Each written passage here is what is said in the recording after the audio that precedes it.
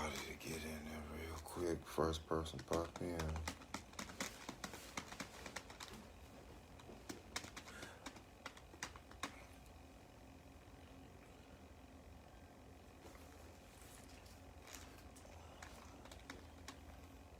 There go two people. Shalom, shalom, Hebrews and Shebrews. It's your brother Mikael ben Israel. Today my reader is Mishael. Shalom, shalom, shalom. Yeah, y'all want to see him. There you go right there. We trying to make this work, y'all. Y'all know I've been having all type of laptop, computer problems and everything else. And I'm in Facebook jail. So I can't post nothing on my wall. So if y'all wondering why I didn't go live on my wall, that's why. They put me in Facebook jail for a week because of what I said to Brother Beran. Brother Beran, if you see this, you bogus, man, because I know you reported my comment.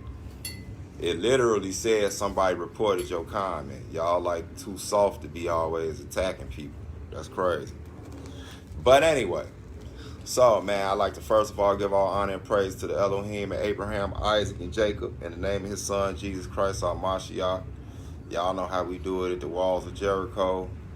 Some of y'all tuning in, y'all see me on my beloved brother Kazak ben Yehuda's page, a.k.a. Cassius ben Israel. The brother came and helped the brother out because I really had the spirit on me to do my lesson at 10 a.m., y'all. So y'all bear with me. I know y'all like, he don't never be on when he's supposed to be on. It's always something happen. But, you know, better late than never, right? And so, yeah, today's lesson, I'm going to try to get on straight to it because I do got a nice little amount of things I want to go over. So it will be kind of extensive. But I just think with everything that's going on in the world today, you know, we need to start dealing with some meat. If it's any of you new people that's new in the truth, or you know, you just hearing us for the first time, if you you know, you may not be used to it, but we're gonna do a lot of reading out the Bible.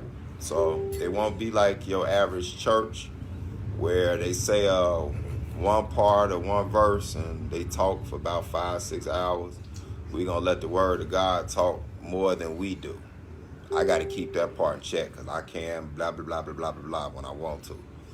So, yeah, so to kind of give y'all a backdrop on why I picked this title, if y'all see it, it's the old paths and the number 3. Is because I had made a post a few days ago, and I said on my post that, you know, when we was coming up back in the day, that, you know, we used to hear the old, if you want to say, wives' tale or myth, superstition. We used to say that death comes in 3s. I know y'all all heard that before. Peace, Sister Toya. And, you know, they used to say death comes in 3s.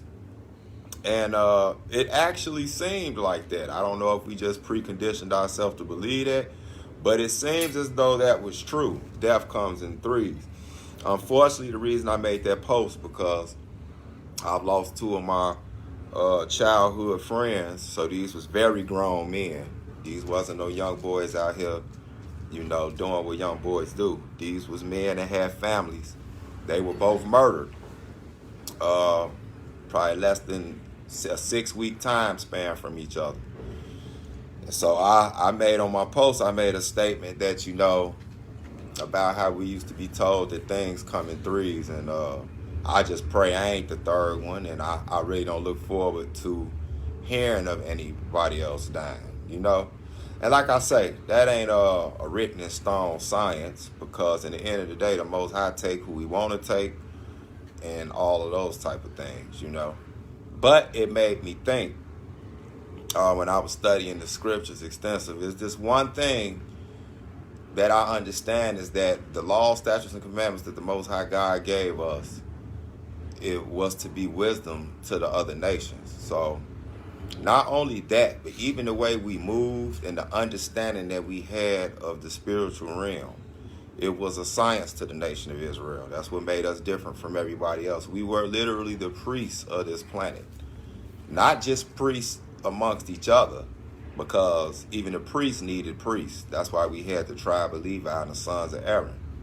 But they were conditioning a nation of priests to be priests to the entire creation of the Most High God. If you can understand that, that shouldn't be complicated. And so with that being said, I think it's just, with all that's going on right now, I think it's just time for us to get off the milk and start dealing with some real spiritual matters. So one thing that stuck out to me while I was reading, you know, the Lord say the scriptures to come to our remembrance, right? And I remembered a phrase that used to be used by the prophets of old. So, brother, you get a chance, go to Jeremiah, the 6th chapter. And this what kind of stuck out to me while God was telling Israel what was going to happen to him. So you get to Jeremiah 6, read verse 16 for me. Hold up, before you read. If everybody can hear us clear, put the number 1 up there. Forget a train in the background. Put number 1 up there if y'all can hear us pretty clear. As soon as the first number 1 pop up, start reading. As soon as you see a 1, just watch Cass's phone or whatever. If y'all see me jerking too sometimes in videos, don't mind me. I ain't crazy or nothing, but I happen to get back spasms every time I get ready to go live, and they very violent. All right, cool. Go ahead, read. Thus saith the Lord, stand ye in the ways, and see and ask for the old paths. Where is the good way? And walk therein, and ye shall find rest for your souls. But they said, we will not walk therein. So, even in the midst of the Most High telling us we're about to get in trouble, you know, and I think during this time it was dealing with the nation of Babylon coming on us. And, you know, he was telling us, even in his judgment on us, that, look, I still got a way for y'all. If y'all don't want to get caught in this, look for the ways of old. That's the right way. And there's other scriptures that complement this. You can find it in Deuteronomy 2. And where was that other spot that you said? Was it Jeremiah 30 something? Ezekiel? Yeah, that too. And so, you know, and the key about this is not only when you read in the law, which is in the times of old, but when you looking at the example of our forefathers. Remember, all of our forefathers wasn't wicked. I know it's hard to believe that when you see all the retarded stuff that they used to do. Make sure you don't kick that cord out. But yes, we had good examples. We had good families and everything to show the righteous men and women in Israel who walked in them paths, and you see the good things that happen to them. So we had to start there. So we got to start when we read this book. Don't just read it to see the stories. You know, it tell us that all this is for our edification, right? But read it as examples to maybe that's how I need to get my life in order. It's some things, of course, you can't do because we in the modern day, and that was ancient time we was in our land. But the principle of most of those things you can take. And you can apply that in your marriage. You can apply that in your family. You can apply that in yourself. You can apply that with your congregation or camp. You can apply that with your brothers and sisters. And you can apply that with your community, right? This is wisdom. This is true wisdom, right? We can't just read stuff and preach stuff. We have to live it. So, going back to what I was saying about this death coming in threes and all that, it was something that I remember me and the elders used to sit around and talk about. And we would talk about, like, you know, and let me put a disclaimer out there. We not getting into no numerology. We not getting into no gematria or none of that type of stuff. But the truth of the matter is, God does everything in an order, and he does it for a reason. So he'll put signs there for you, and those of us who have eyes to see and ears to hear will understand them. So you'll see continuous numbers. Like most of us in the Hebrew Israelite community know, certain Hebraic numerical values, like 7.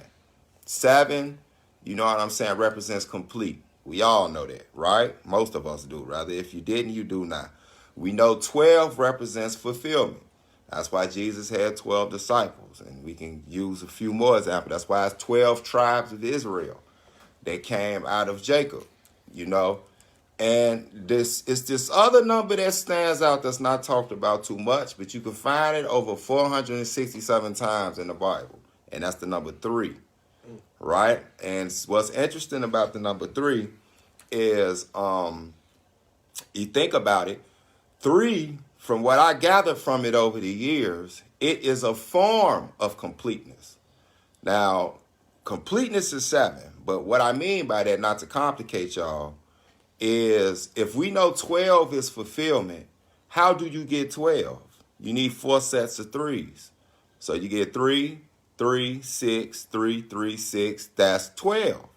And one interesting thing I'm not going to read, but you can even go back and check in the book of Joshua. When the tribes went out, it was 3 tribes on the east of the Jordan, and then you had the other tribes, and all of them went out by 3s.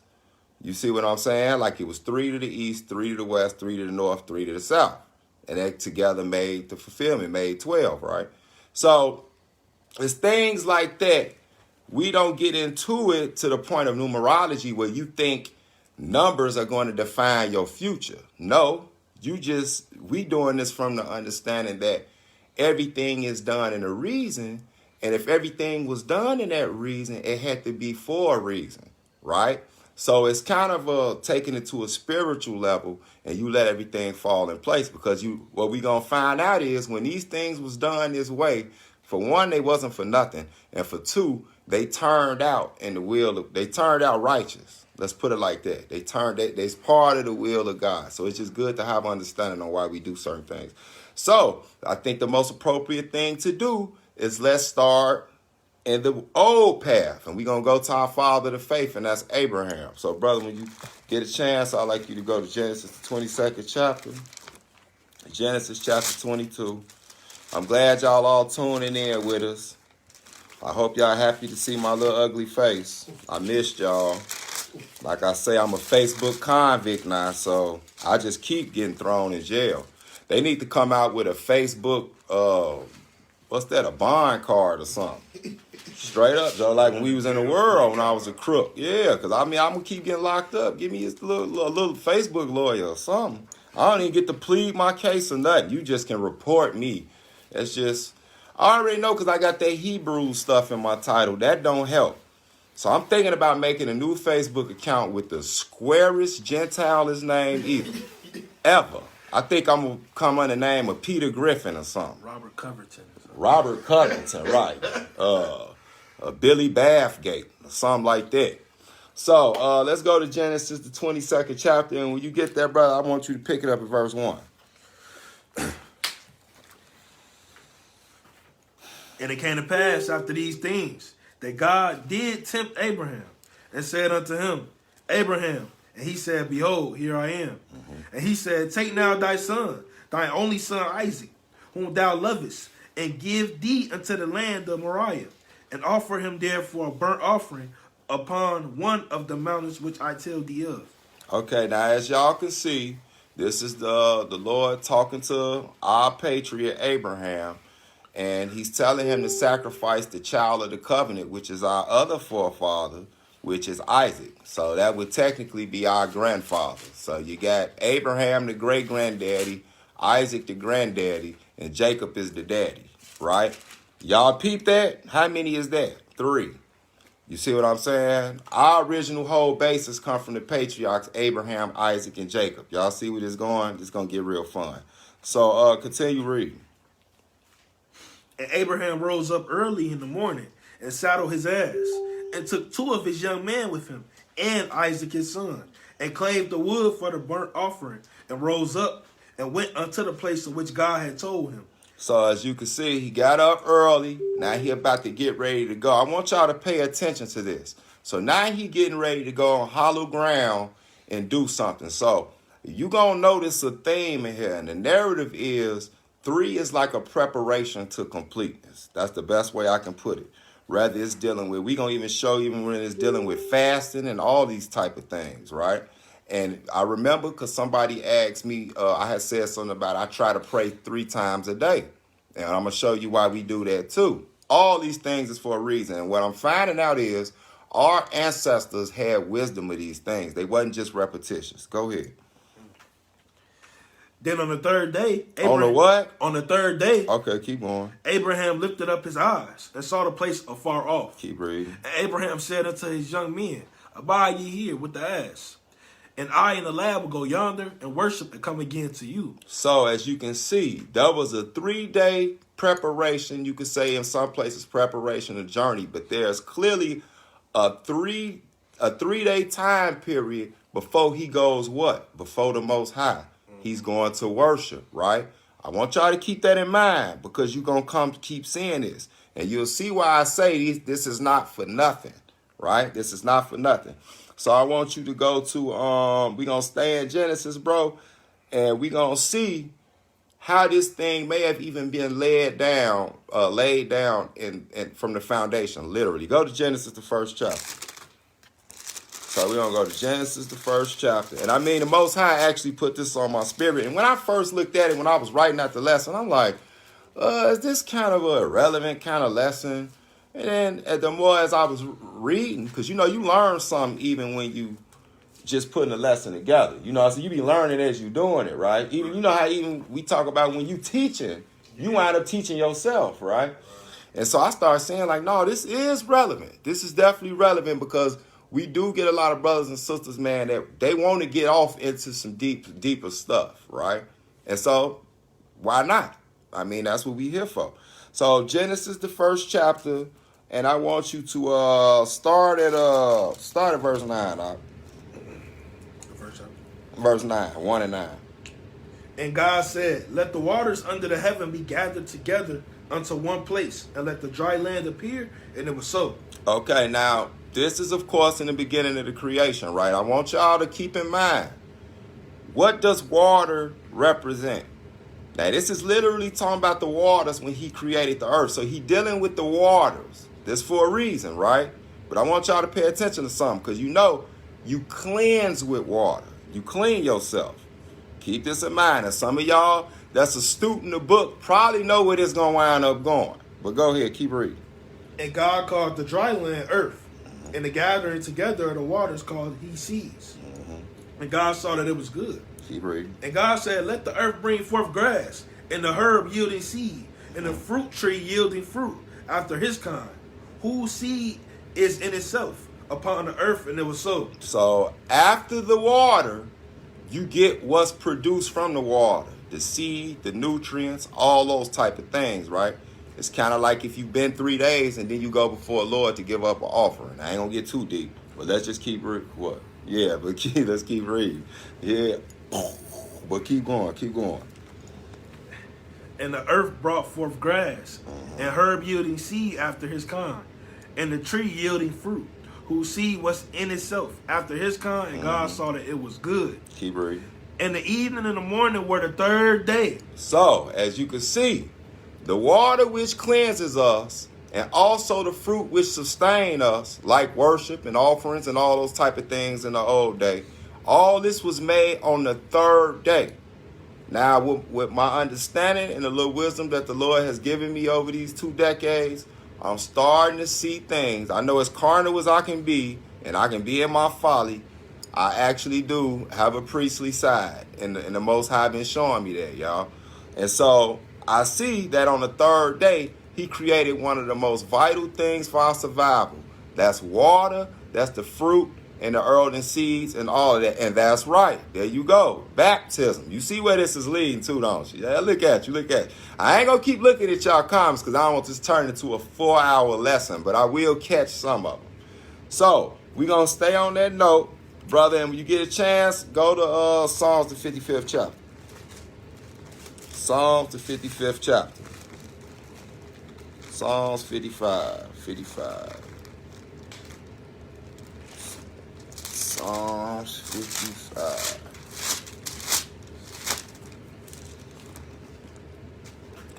And when you get there, I want you to read.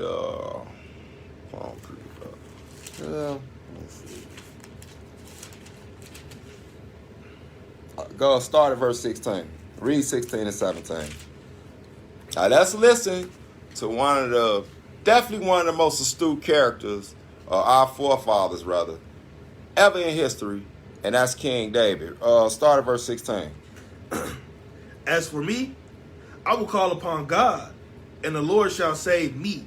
Okay. Evening and morning and at noon will I pray and cry aloud, and he shall hear my voice. So as you can see, if anybody you will listen to is King David, who was one of the Lord's anointed, who was somebody that everybody in Israel held to a man. I mean, that man, if you trying to live in David's shadow, you know, the only cat could do that was his beloved son Solomon, you know, before he messed up or whatever.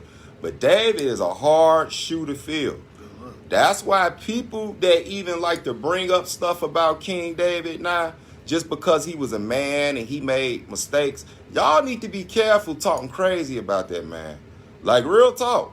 I mean, for whatever he did wrong, that man is still promised the throne of Israel. And you got the nerve when we barely can, some of us around here still trying to fight eating pork. Not me.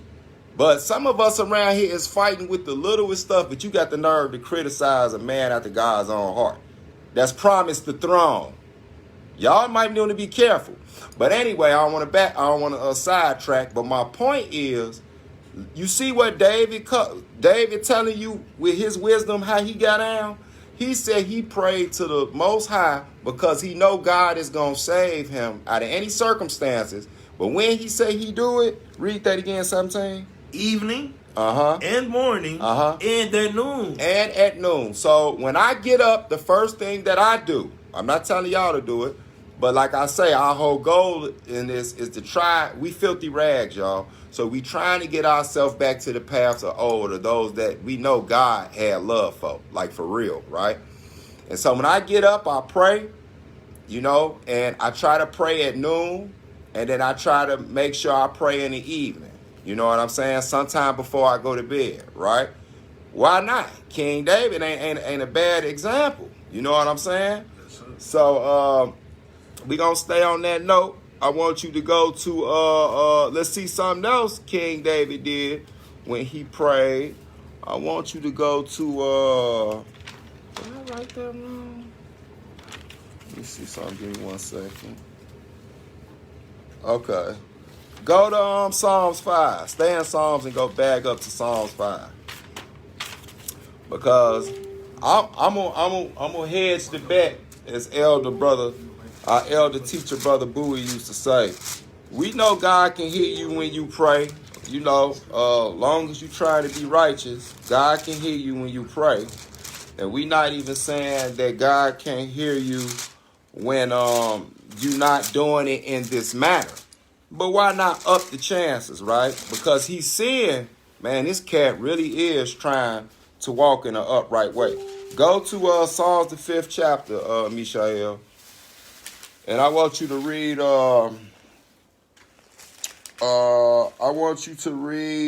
verse 7. Go ahead. Yeah, go ahead. But as for me, I will continue into thy house in the multitude of thy mercy, and in thy fear will I worship towards thy holy temple. Now, this is one of the reasons, although it's not standing there no more, this is one of the reasons people ask us why we face the east, you know, which is just a generic term because even Muslims face the east, but we're facing Jerusalem. That's where the holy temple was at.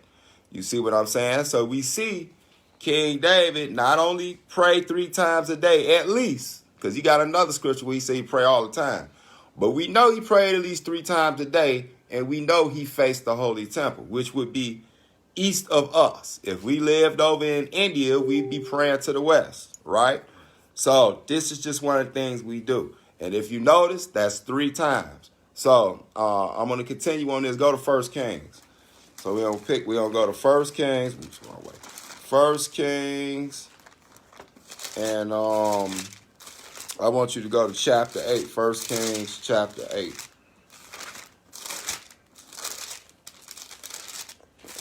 And when you get there, bro, I want you to pick it up at verse 44. 1 Kings 8 and 44. When you get that, read. If thy people go out to battle against their enemy, whithersoever thou shalt send them, and shalt pray unto the Lord towards the city which thou hast chosen, and towards the house that I have built for thy name, then hear thou in heaven, their prayer and their supplication and maintained their cause. So, as you can see, this is a decree that was put down. And he's saying, and trust me, the Most High listens to you. He listens to you in your obedience. He listened to King David. He listened to King Solomon. And he made a decree. He said, man, you know, whether we go on to war, even other ones even tell if we sent out to captivity or whatever, if we face this place, which is what David was just saying that he faced, and now we see that he facing it, you know, hear their prayers, hear their supplication. So this is why I pray to us Jerusalem 3 times a day. So it ain't for nothing. It's not just a meaningless custom or just repetitious behavior.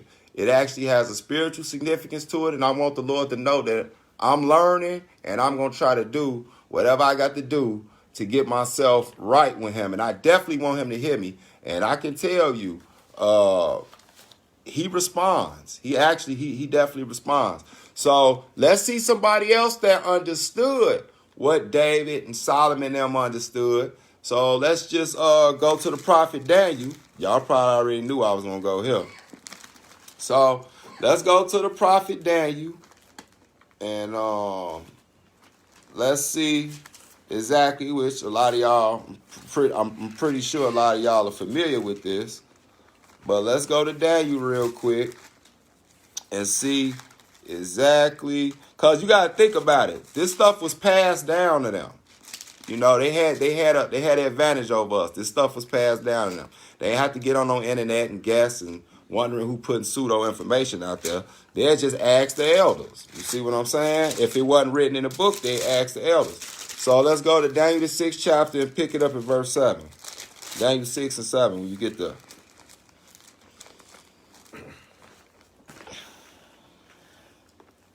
All the presidents of the kingdom, the governors and the princes, the counselors and the captains have consulted together to establish a royal statute and to make a firm decree that whosoever shall ask a petition of any god or man for 30 days, save of thee, O king, he shall be cast into the den of lions. So as they made the decree, they was trying to set Daniel up. They was jealous of him because he had the juice.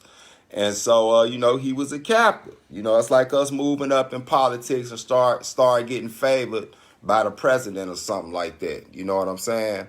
And so they set it up where a petition to be made that if you worship any of your gods, because it was a lot of different nations under Babylon at the time. So it was like if you catch them worshiping any of their gods or any of that type of stuff before you know what I'm saying, then that would be a punishable by death. That would be a violation. Continue reading.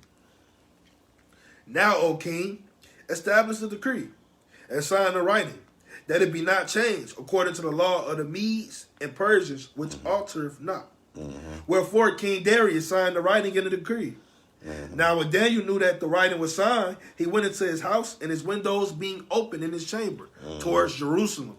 Right. He kneeled upon his knees 3 times a day and prayed and gave thanks before his God, and he did aforetime. And as you can see, and like they said, according to the law of the Medes and the Persians, because, you know, we went into Babylon, and from Babylon, the Persians took over, and then the Greeks, and then the Romans. So this was a straight setup. Daniel knew that it was signed. He like, okay, well, it's signed. That ain't about to stop me from doing what I do. Because, see, his knowledge and wisdom, understanding, and his faith in God, like David said. What did David say, y'all, in Psalms 55?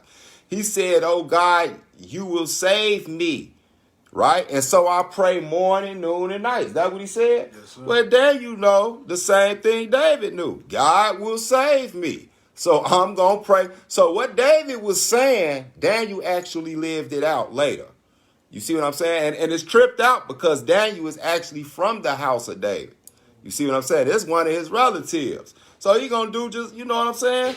He going to do it the same way. I believe what, see, this goes to show some people actually believe what they preach. Some people believe what they hear. You see what I'm saying? They don't just talk it, they believe it. So he prayed 3 times a day. And I'm pretty sure he probably did it morning, noon, and evening, just like David said, right? And so we're going to continue reading and show you. Now, keep in mind, y'all, that number 3. Let's go back to Genesis, the 15th chapter. So let's go to Genesis, the 15th chapter. It's to show you all these things is for a reason, y'all. All these things is for a reason, and we just trying to get some similitude of that back, you know, because things real wild out here. And my advice is that we should do all type of things to, you know what I'm saying, strengthen this spiritual armor that we got. Y'all feel me? So let's go to Genesis, the 15th chapter.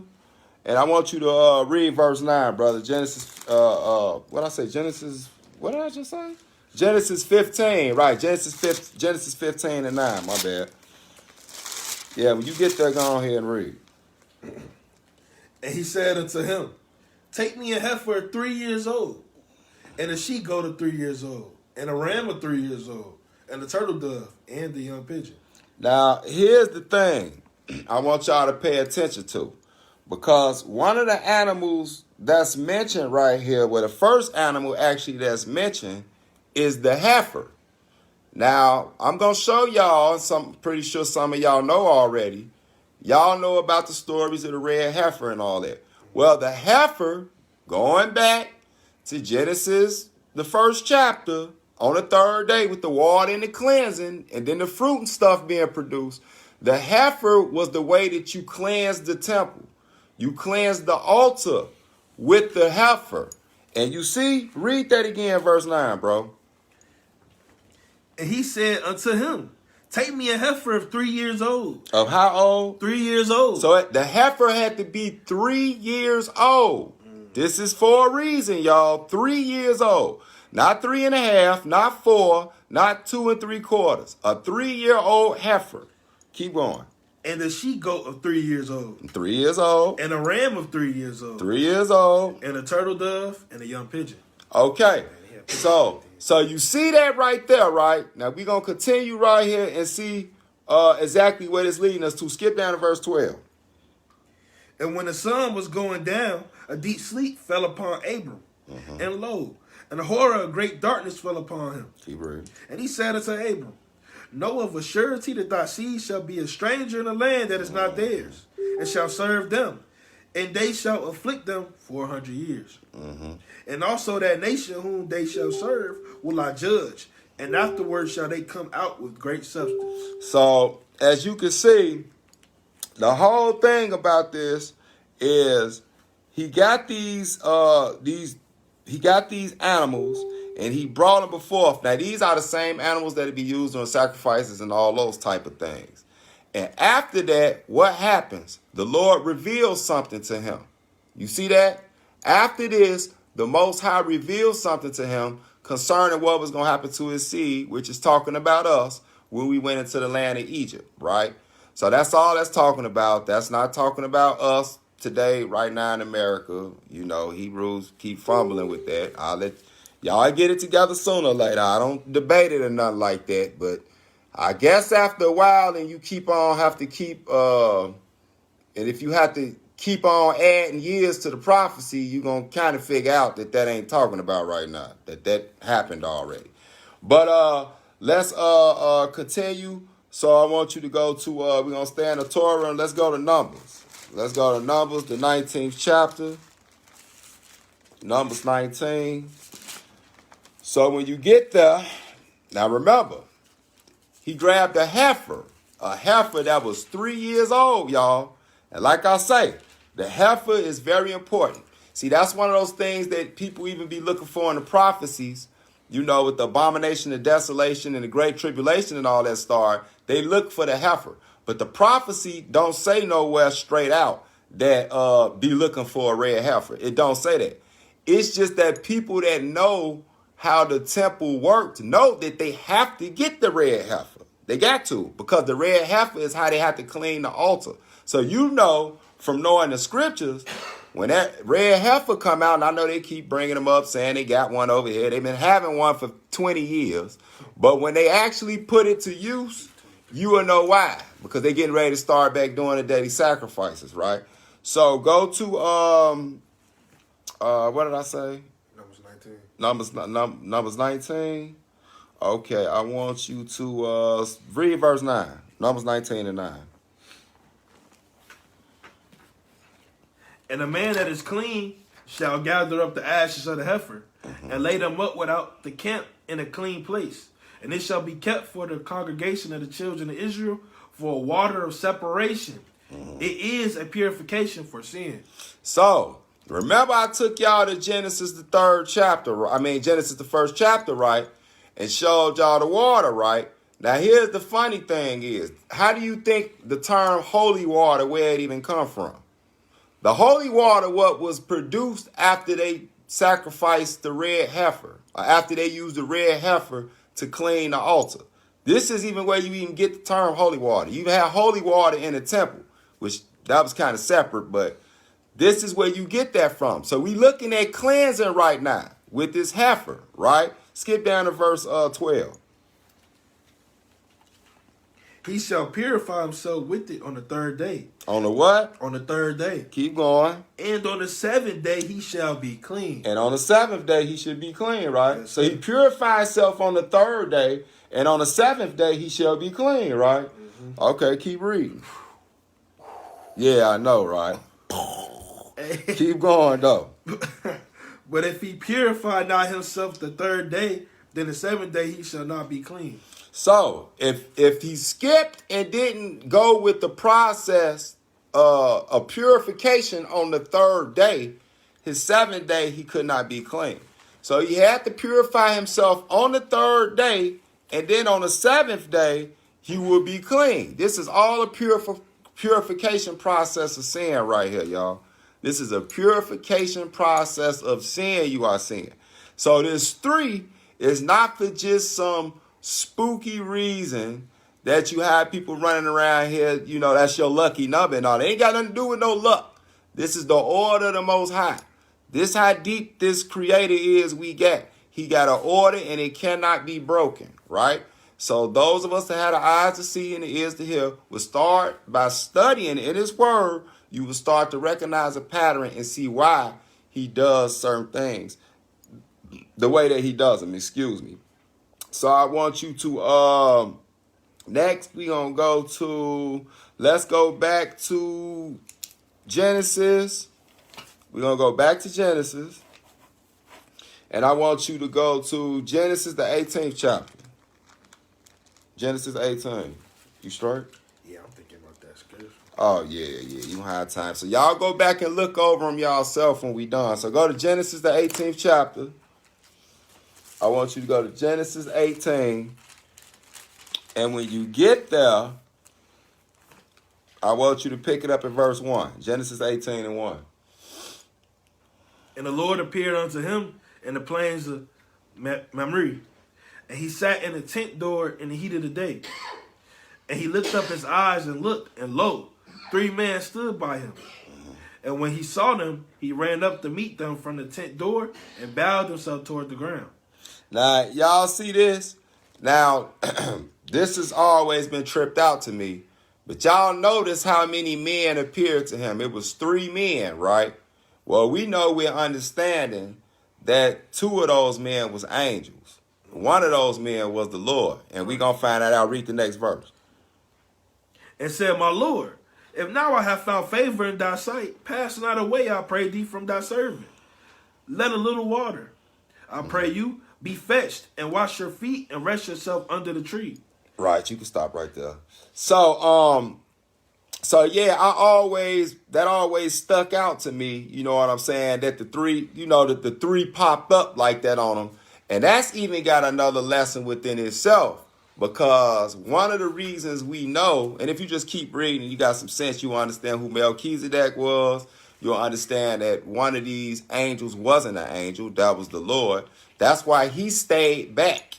See, Abraham knew who he was. That's why he greeted him like that. You see what I'm saying? He stayed back because he don't walk on pollution and all that type of stuff. But the 2 angels later on went into Sodom and Gomorrah and did what they had to do, right? But that also represents when the Lord Spirit is even sitting on the we used to sit on the Ark of the Covenant, And they had the cherub angels around him. So whenever the Lord traveled, he always had those cherubs around him. You see what I'm saying?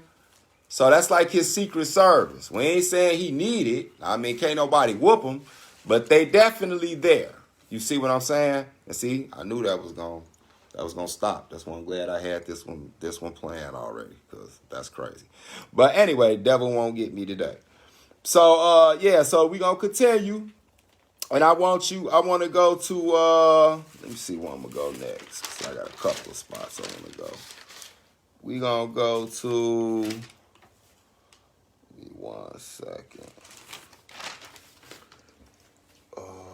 Should I go there? Yeah, we'll go here. So we're going to look at we're going to check something out real quick in the New Testament. I kind of threw this one in here in the last minute.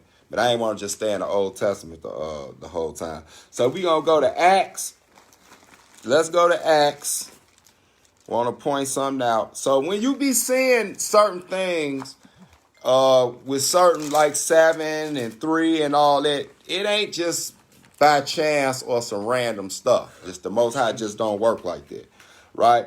So I want you to go to Acts, the 11th chapter, Acts 11, and I want you to pick it up at verse 6. Acts 11 and 6. Upon the which, when I had fastened my eyes, I considered and saw four-footed beasts of the earth and wild beasts and creeping things and fowls of the air. Keep going. And I heard a voice saying unto me, Arise, Peter, slay and eat. But I said, Not so, Lord, for nothing common or unclean have at any time entered into my mouth. So one key thing we notice right here is he fasted. So Peter fasted, and we know the scriptures let us know that, you know, sometimes you just got to fast and pray, right? But when you fast, you usually fast to get a reaction from the Lord. You are invoking the Spirit of the Most High. And so that's what Peter did. He fasted to the Most High. You see what I'm saying? And the Most High dropped the vision on him. When he got hungry, the Most High dropped the vision. And this vision was with all these unclean beasts. And this is where some repugnant modern day religious people go to try to say that you can actually break the dietary law, which don't make sense if you even reading it, because we see what Peter gonna do. And the funny thing about it is Peter was an apostle. He was taught by them, man. Like, I'm pretty sure Christ would have told him, like, hey, man, you know, after I die, right, you can go ahead and just break dietary law. All that stuff is gone away. You could definitely don't put no bondage on people to keep teaching them to keep following these old laws and stuff. No, he didn't tell them that, because not only would the Lord not say something as repugnant as that, but he would not tell you to break the law. That in itself is a sin. So do y'all realize when y'all be saying that, y'all saying Jesus sinned indirectly? For one, he be adding to it, taking away from the word. For two, you do not tell somebody to commit a sin or break the law. You see what I'm saying? He would be going against his own teachings. You actually calling him a sin within that action right there. So continue reading. But the voice answered me again from heaven, What God have cleansed, that call not thou common. And this was done 3 times, and all were drawn up again. This was done how many times? 3 times. Okay, keep going. And all were drawn up again into heaven. Now here you go again. And this was done 3 times. So God had to drop this vision down to him and tell him to eat 3 times during this encounter. And Peter telling him, no, Lord, like, you know how bold you got to be to know this God you talking to and tell him no. That's because he know God is not going to tell him to break his own law. So Peter's, that just show you, Joe, this cat was serious about not breaking God's law. And then you got to think about it. He had been with Jesus. Jesus letting them know, like, man, during the time he was with him, Joe, Satan then encountered me and tried to do some old type of stuff. So you got to be on your toes. So Peter was on his toes. He like, look, man, if you the Lord, I'm thinking you the Lord, but I know you ain't finna tell me to break your dietary law. So I know God like that. Like, oh, Peter, he ain't, he ain't no punk. Plus he had to make up for what he did with the cock crowing and all that kind of stuff, but I ain't gonna hold that against him. But what verse you stop at? I'm at 11 now. You at verse 11. Yeah, keep reading. And behold, immediately there were 3 men already come unto the house where I was, sent from Caesarea unto me. Now, do y'all see this theme as being a repetitive theme? So immediately after this, 3 dudes pop up, right? Now, I just let y'all do whatever y'all gonna do with that, but keep reading.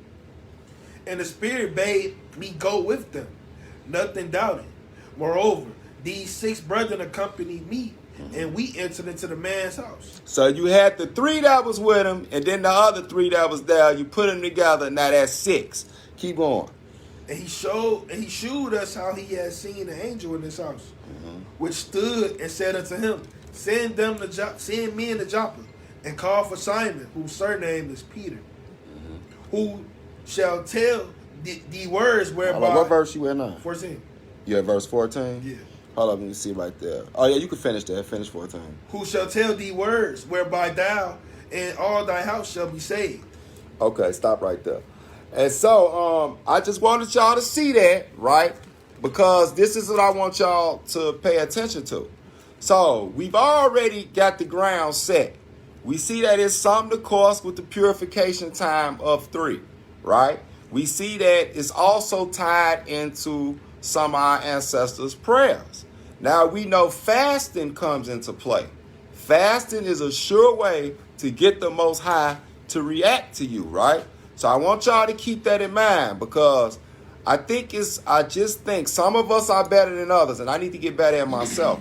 But fasting needs to become more of a daily part of our life, y'all. Because it seems as though everybody else in the book did it, but for some reason we have a problem with doing it only until we commanded to do it during the Day of Atonement.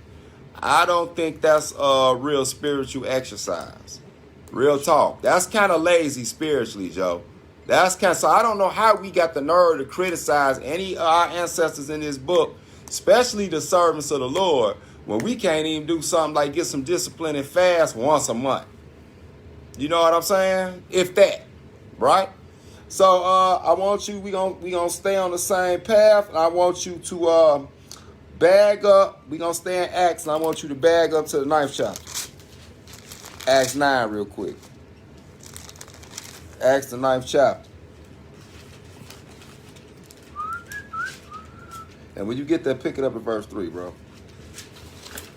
Acts 9 and pick it up at verse 3.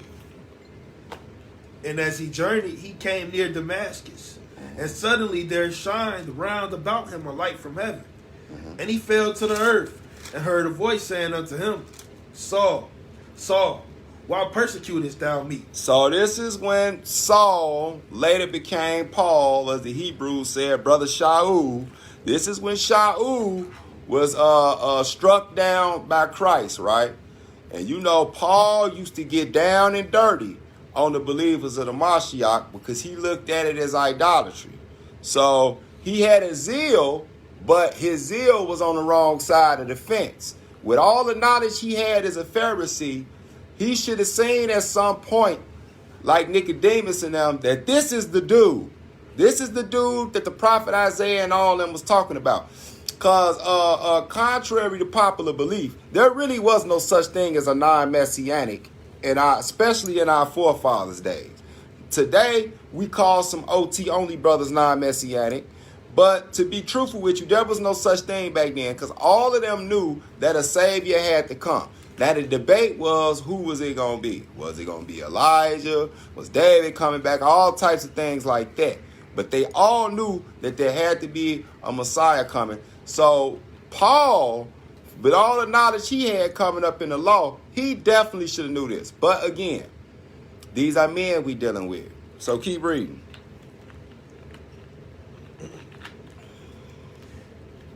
And as he journeyed, he came near Damascus, and suddenly there shined round about him a light from heaven, and he fell to the earth.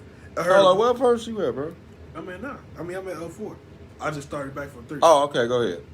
And he fell to the earth and heard a voice saying unto him, Saul, Saul, why persecutest thou me? And he said, Who art thou, Lord? And the Lord said, I am Jesus, whom thou persecutest. It is hard for thee to kick against the pricks. Now, this is what's funny. You see his response? Now, the fact that he called him Lord, why would he ask him, who is he? Who you been praying to all this time? You know you've been praying to the Lord, right? So is it something a little different? Or is it because you probably had a feeling you knew who that was? Like, keep reading. And he, trembling and astonished, said, Lord, what wilt thou have me to do? And the Lord said unto him, Arise, and go into the city, and it shall be told thee what thou must do. Right. And the men, want me to keep going? Keep going. And the men which journeyed with him stood speechless, hearing a voice, but seeing no man. So while this is taking place, the dudes that was with Paul, they hear a voice, but they can't see nothing. You see what I'm saying? So you know they spooked. They just hear his voice. So this is another cut too, even though they gonna say, well, no, Christ ain't the Lord. But you get some OT cats saying, show me where the Lord spoke in the New Testament. Well, that's it right here. And evidently they'd have been in the same position with Paul, but at least Paul had enough sense to know, hey, this the Lord. But you can see he kind of spooked. Because why would you ask the Lord, who are you? Right. But you already said Lord. Right. So yeah, he know he in a jam right now. Because this that moment. You see what I'm saying? But keep reading. What verse you at? 8. Okay. And Saul arose from the earth, and when his eyes were open, he saw no man. But they led him by the hand and brought him into Damascus. Okay, so now he blinded him. So the blast was so strong that Paul was blind. I want y'all to pay close attention. So bro and them got him up like, man, Joe, you done messed up, Joe. You know what I'm saying? God done slapped you down. Gee, let's go ahead and help you on over here. So keep reading. And he was 3 days without sight. He was what? 3 days without sight. Neither did eat nor drink. So he was 3 days without sight. Here go that 3 again, y'all. This is Paul's cleansing moment. This is Paul's spiritual cleansing moment right now. And it was brought on him by force, not by choice. Y'all see this? I want y'all to really peep this, Joe. This is Paul being cleansed by the Lord. And what did he do? He didn't eat and he didn't drink, so he fasted. It looked like it was more by force than choice. He was probably so distraught, you know what I'm saying, that he just didn't want to eat and drink. But I'm going to look at it as he's fasting because what? We know when you fast, you get an answer from the Lord. So he's trying to fix this thing because he messed up right now. So I want you to skip down to verse 12. Okay. And have seen in the vision. No, it started 11. And the Lord said unto him, Arise, and go into the street which is called Straight, and inquire in the house of Judas for one called Saul of Tarsus. For behold, he prayeth. And have seen in the vision a man named Ananias coming in, and putting his hand on him, that he might receive his sight. So, during this time when Paul was fasting, he was praying. He was praying to the Lord. You know, you would be too. He done slapped you and you noticed the cat that you've been persecuting his people and all them. And so he been praying and he got a reaction from the Lord. So the Lord sent Ananias to him. And what's crazy, although he was blind, the Lord let him see in a vision Ananias coming. You see what I'm saying? He let him see him coming towards him or whatever. So he would know who it was that was coming to deal with him. Continue reading, bro. Then Ananias answered, Lord, I've heard by many of this man, how much evil he have done to thy saints at Jerusalem. So Ananias like, man, look, Lord, you sure you want me to deal with this cat? Dude is off the chain. Like he was out here murking us and throwing us in jail, God. Go ahead. And here he have authority from the chief priest to bind all that call on thy name. Look, and this cat got juice from the top dogs in Israel. See, Paul wasn't no foot soldier. Paul had juice. He got authority, man, to have any of us bound up. Or even worse, we know in some circumstances, killed. Keep reading.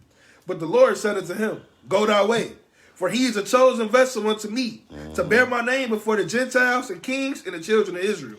And so, as you can see, he told him, look, yeah, I know all that. That's why I chose him. But he a vessel to me now. So they go to show you, brothers and sisters out there, no matter what you used to do in your former life, that don't mean that at some point, the God might take you through something to get your attention. Like he set me in a wheelchair.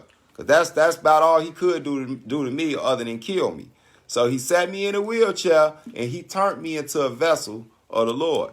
And now I'm going to go. Now I've been proclaiming the Most High God in Christ since my days. You see what I'm saying? Of me being stricken down. I'm not likening myself to Paul, but I do understand. So I want you to, where did you stop at? That was at 15, right? Yeah. Okay, that was at 15. Oh yeah, I like to throw that in there too. You notice he said them to be a light to the Gentiles and the kings and the children of Israel. I just hope y'all catch that though. The Gentiles, the kings, which we know Israel ain't had no kings then, in Israel. No, I think he meant the southern kingdom, brother. No, it couldn't have been the southern kingdom because he just said Israel. So, okay, I just want y'all to catch that in there too. I don't know what made. And cats keep running to them Strongs and Blue Books, boy. They will create them a doctrine. And then what's funny, they don't even run to the first meaning. It'd be like 5, 6 meanings. They'll scroll all the way down to the last one. See that one right there? Yeah. See that word gudaka, meaning the ancient Greek Kodak. That, come on, man, just stop it. He made it English for us because he knew we was going to be in all these different languages anyway. I want you to go to, skip down to verse 17. You can just go to verse 17. And Ananias went his way and entered into the house and putting his hands on him said, Brother Saul, the Lord, even Jesus, that appeared unto thee in the way as thou camest, have sent me. Mm-hmm. And thou mightest receive thy sight and be filled with the Holy Ghost. Hallelujah. Keep going. And immediately there fell from his eyes as it had been scales. Mm-hmm. And he received sight forthwith, and arose and was baptized. And when he had received meat, he was strengthened. Mm-hmm. Then was Saul certain days with the disciples which were at Damascus. Go ahead, you can read the verse 22. And straightway he preached Christ in the synagogues, that he is the Son of God.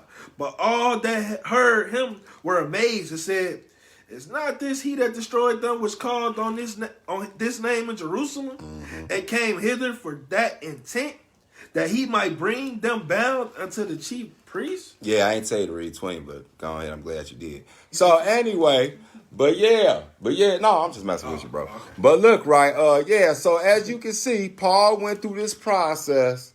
The Lord had to literally physically cleanse him. And then we see after he regained his sight and he ate, he got dipped. So then he got the physical baptism. So that go to show you when some of my beloved brothers are out here teaching that you don't need a water baptism, that you baptize just by the Spirit. Well, Paul just got both. He literally got baptized by the Lord when he blew him down for them 3 days. I can't see no other form. That's got to be the coldest form of a spiritual baptism because he physically did it. And then he went on and got the literal technical baptism. So, and none of us been in Paul's position. So, to hide one and not the other, that really, I ain't going to jump down on you about that. He was a Pharisee. Huh? And he was a Pharisee. Right. And this was a Pharisee. You see what I'm saying? So, even more so, us who's never been Pharisaical should definitely want to get both, right? And so, I want to go to, next, I want to go to Exodus, the 5th chapter. Let's go to Exodus, the 5th chapter. I hope y'all enjoying this tonight. I know it's kind of late, but y'all ain't got nothing else to do. It's Sunday. I know a lot of y'all got to go to work. So y'all might as well get some good food on y'all's stomach. We halfway through it right now. So go to Exodus 12. I want you to go to Exodus 12 and 5. Exodus 12 and 5. Which one did I say? Oh, 5 and 12. My bad. Exodus 5 and 12. Thanks. Exodus 5 and 12. Okay. Yeah, Exodus 5 and Exodus 5 and 1. My bad. Exodus 5 and 1. Pick it up at verse 1. And afterward, Moses and Aaron went in and told Pharaoh, Thus saith the Lord God of Israel, Let my people go. And they had and they may hold a feast unto me in the wilderness. Keep going. And Pharaoh said, who is the Lord that I should obey his voice to let Israel go? I know not the Lord, neither would I let Israel go. Keep going. And they said, the God of the Hebrews have met with us. Let us go, we pray thee, 3 days' journey into the desert, and sacrifice unto the Lord our God, lest he fall upon us with pestilence or with the sword. So as you can see, he went and made a proclamation to Pharaoh and told him, man, let go the Hebrews, man, so we can go sacrifice to our God. Now you start seeing why it would be this 3-day cleansing process before you went to before the Lord and before you did burnt offerings and peace offerings. Because it was even a literal 3 days journey before they could make it to the wilderness and sacrifice. So everything is set up like this for a reason. I want y'all to just really follow me on this. Everything is set up for a reason. Ain't nothing for no hokey doke and all of that type of stuff. Our God is a God of order, and he does it for a reason, right? And so, what's another funny thing, too, if you keep on reading this, which I'm not going to do, but y'all can do it on y'all own, we know that Pharaoh refused to let them go. If you keep reading, he's going to get some taskmasters. He's going to have them beating on Israel and making life hard for him and all that type of stuff. And y'all know what that kicked off? The plagues. Now, it's funny that we talking about cleansing, right, and getting right with the Lord. Y'all know what the third plague was? Since he wouldn't let them do their 3 days journey to go sacrifice, and we know that's a part of a completion process in cleansing and purification. You know what's funny? The third plague was the filthiest plague ever. Gnats, dust mites, and all that type of stuff on their skin. So it was the reverse of them being purified and clean. He put straight filth on them to the point where it drive them crazy. See, our God is a God of war. So when you try to deal with him with a carnal war, he going to take it with spiritual weapons on you. You see what I'm saying? And so this thing is serious right here. So I want to go to, let me see where I'm going to go next. Let's go to, let me see 1 second. What did I have next? Let's go back to Genesis. Let's go back to Genesis. We're going to go to Genesis, the 42nd chapter. Genesis 42. Genesis 42. And when you get there, Mishael, pick it up in verse 1. I want y'all to really analyze this story with us in Egypt, man. This is really tripped out. Now, look at this with y'all spiritual eyes, right? So let's go to Genesis 42. Pick it up in verse 1, Mishael. Now, when Jacob saw that there was corn in Egypt, Jacob said unto his sons, why do you look one upon another? Keep reading. And he said, behold, I have heard that there is corn in Egypt. Get you down thither, and buy for us from thence, that we may live and not die. And Joseph's 10 brethren went down to buy corn in Egypt. But Benjamin, Joseph's brother, Jacob sent not with his brethren. For he said, lest peradventure mischief befall him. Now you got to keep in mind, when Jacob sent, or Israel sent his kids down there to Egypt, you know what I'm saying, to get some corn and stuff, he kept Benjamin back. Because he was like, man, I don't want him getting caught in no mischief or messed up like that. I already had my youngest son get devoured by a beast from what they told him. My youngest son, they got caught in some mischief. No, you got to stay here. You can't follow your big brothers and them because they don't know how to keep an eye on the little brothers, and something always wind up happening to them. So keep going. So Benjamin stayed back. Benjamin stayed back with his daddy, but the other brothers went. Keep going. And the sons of Israel came to buy corn among those that came, for the famine was in the land of Canaan. Right. And Joseph was the governor over the land. And he it was that sold to all the people of the land. And Joseph's brethren came and bowed down themselves before him with their faces to the earth. Now, as you can see, we all know the story. Joseph was the governor. He was second in command over the entire Egyptian kingdom, right? And so the whole thing about this is the only person that had any authority over him was Pharaoh's throne. And Joseph was so cold at this, he was better at running the kingdom than Pharaoh himself. So Pharaoh wouldn't interrupt. So basically, if you messed up with Joseph, you was kaput. You was popped. Because he was just as strong as the Pharaoh. Keep going. And Joseph saw his brethren, and he knew them, but made himself strange unto them, and spake roughly unto them. And he said unto them, Whence come ye? And they said, From the land of Canaan to buy food. And Joseph knew his brethren, but they knew him not. Keep reading. They knew not him. And Joseph remembered the dreams which he dreamed of them, and said unto them, Ye are spies, to see the nakedness of the land ye are come. So as you can see, Joseph remember, man, what his brothers did to him. So, it's kind of that awkward feeling because, in one sense, he happy to see his brothers, but he's salty too. Like, I'm here because y'all sold me over here into slavery. I know my daddy don't even know what y'all did to me. He think I'm dead. You see what I'm saying? But look at this now. I got power. Y'all got to come to me.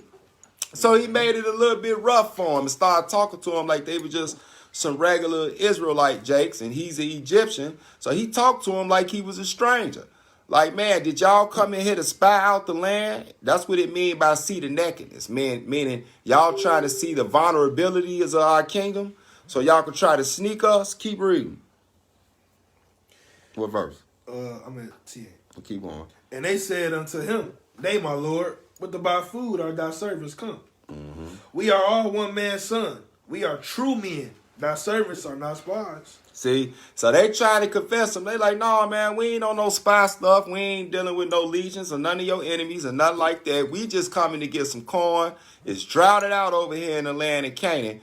And all of us come from one dude. Because they probably thinking like, yeah, man, he see all us together. They probably think we part of some little army or something because we deep. Not knowing that this Joseph. So he know that, yeah, y'all, my daddy had a bunch of kids like that. So they let him know, no, all us came from one man. Continue reading. And they said, Thy servants are 12 brethren, the sons of one man. In the land of Canaan, and behold, the youngest is this day with our father, and one is not. And So he letting them know, look, man, we told you it was, it was all us came from this one man, but one of them not here with us. You know what I'm saying? He just not here with us. But keep going. And Joseph said unto them, That is it that I spake unto you, saying, Ye are spies. Hereby ye shall be proved. By the life of Pharaoh ye shall not go forth hence, except your youngest brother come hither. So now Joseph playing hardball with him. He like, no, man, y'all spies. I'm not trying to hear that. Okay, if y'all got another little brother, why don't y'all go get y'all brother, right? I got to go see this brother, or I'm going to think y'all spies. Keep going. Send one of you. Let him fetch your brother. And ye shall be kept in prison, and your words may be proved, whether there be any truth in you, or else by the life of Pharaoh, surely ye are spies. So he told him, look, man, and he finna go on and tell him, look, matter of fact, we finna snatch one of your brothers up just as an insurance policy. But you go ahead, send one of your brothers down there to go ahead and get him, or I'm gonna think like on the Pharaoh, because you know how we talk now, man, on such and such and them. Man, on the Pharaoh, Joe, y'all gonna be out of there, man, because y'all really some spies. Keep reading. And he put them all together into war 3 days. And he put them in there for 3 days. Now watch this. And Joseph said unto them, The third day this do, and live, for I fear God.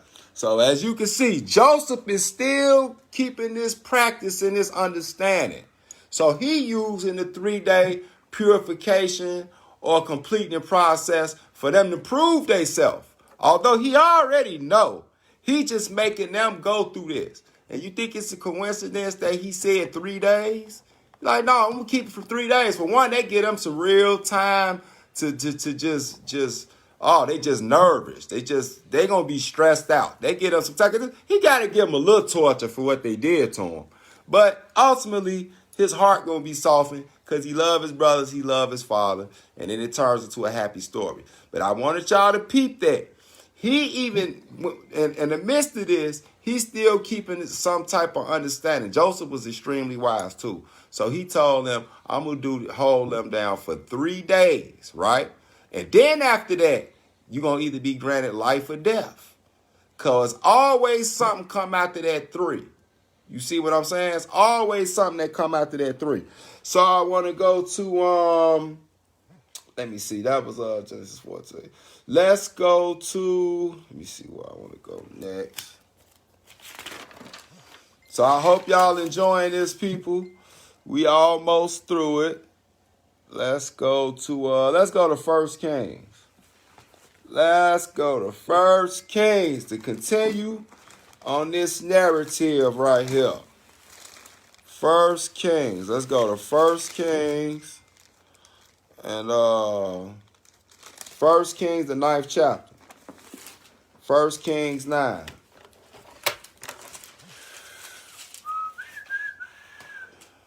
First Kings 9, and when you get there, bro, I want you to read, I don't know how I'd be telling you to go somewhere, and I'd be all the way on the other side. 1 Kings 9, and I want you to pick it up. Let me see.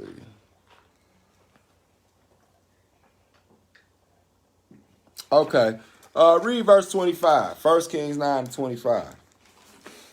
And 3 times in a year did Solomon offer burnt offerings and peace offerings upon the altar, which he built unto the Lord. And he burnt incense upon the altar that was before the Lord. So he finished the house. So this is one key things too. Now you got to think Solomon was the wisest man on earth. And what did he do? 3 times a year he burnt peace offerings and burnt offerings on the altar in the house of the Lord. Now, this is the temple. Why 3, y'all? All this is for a reason. These cats had an understanding that was almost to the point where it was an unwritten rule. They knew certain things. So I want y'all to get this ingrained in y'all head. And little do y'all know, believe it or not, I could have actually picked about 14 to 15 more verses to add to this. I had to get rid of some because we'd be here all night to 2 in the morning teaching this lesson. But this thing is continuously from the Old Testament and New Testament. And why am I teaching this lesson? Why the Lord got this on my spirit? Is because I want us to see the wisdom of our forefathers, man. And they was doing all this according to their knowledge of the Most High God. So Solomon gave up offerings 3 times a year at the temple. Now y'all know for a fact Solomon had so much wisdom. He definitely wouldn't do nothing for no reason. So we're going to stay on that same track. And let's go to, let's go back to Exodus, the 19th chapter. So let's go to Exodus, the 19th chapter. Now keep in mind with Solomon giving those peace offerings 3 times a year at the temple too. Because I know y'all know where y'all going to. Y'all know we had to report in, right? Mandatory on males, right? Yeah. Y'all know what I'm talking about, right? Same spirit. Yes, sir. Yes, sir. Leviticus 23, Joe. So let's go to Exodus, the 19th chapter. Exodus 19. And Exodus, the 19th chapter. And I want you to read. Now, this is really finna blow y'all noodles back if they ain't been knocked back yet. Because I want this to be sold in y'all head, right? So when you start seeing certain stuff in the scriptures, you don't think that, well, why did he do that 7 times? Why did he do that 3 times? It was all for a reason, right? This right here is really deep because this is when the Most High is coming on the mount personally to speak to the children of Israel. Read verse 1, Mishael. Let's see when he did this. So even the Most High only move a certain way. Not just Israel. According to the Most High don't break how he move. Read verse 1. In the 3rd month. In the what month? In the 3rd month. Say it one more time. In the 3rd month. Go ahead. When the children of Israel were gone forth out of the land of Egypt, the same day came they into the wilderness of Sinai. So as you can see, even when he set all this up, and you keep on reading, this going to lead into Exodus, the 20th chapter. Matter of fact, we could read a little bit more. Keep going. I don't want to just cut that straight off. This is a real interesting story. Read verse, go on verse 2. For they were departed from Rephidim, and were come to the desert of Sinai, and had pitched in the wilderness, and there Israel camped before the mount. And Moses went up unto God, and the Lord called unto him out of the mountain, saying, Thus shalt thou say to the house of Jacob, tell the children of Israel. So, as you can see, the Lord literally called out to Moses in the 3rd month from the mountains to get it so he can get ready to get the instructions to the house of Israel. This is how we got this Bible right here. All this was in the 3rd month, y'all. Remember, 3rd is preparation for a lot of things. It's purification. It is a form of completeness, and it is a cleansing process. This is what the 3 represents in the Hebraic concept, or better yet, in God's concept, from what we can understand. So, let's just continue reading. We almost there, y'all. I don't want y'all to get bored with it now, because it's gonna get a little interesting on how it's gonna end too. So let's go to let's see where I want to go this time. Go to Esther. Let's go to the Book of Esther. My brother Kazak's favorite book over here now. Yeah, let's go to the Book of Esther.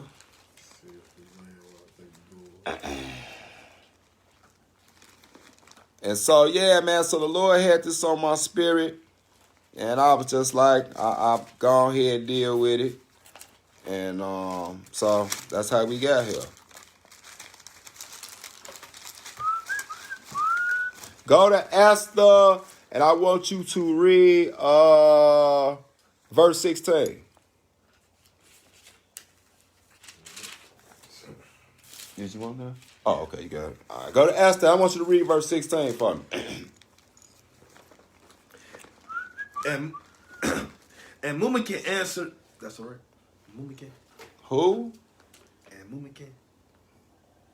Oh, yeah, you cool. Mamukan. Mumikin, okay. Yeah.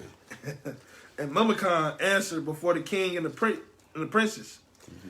Vashti, the queen, have not done wrong to the king only, but also to all the princes, and to all the people that are in all the provinces of the king Asharis. Let me see where you were. Hold on. That's the one. That's the 4 and 6. I think I did. Yeah, I definitely think I did. Yes, that's what I meant. Right, because I'm sitting here like something. I done got myself messed all up. Yeah, my bad. No, that wasn't your fault. That was my fault. I sent you off. That name was a little doozy.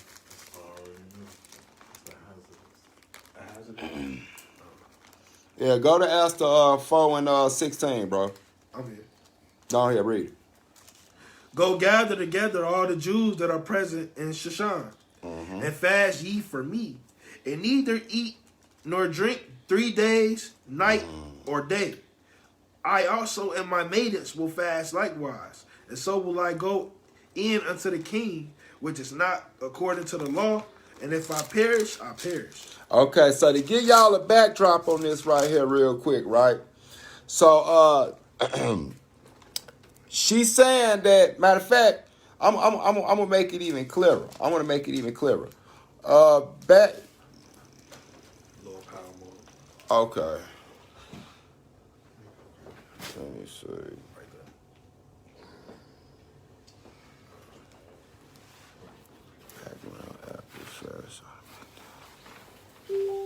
Okay, yeah, my bad, y'all. Yeah, we're gonna have to speed it up a little bit. So let me see. You read verse 16.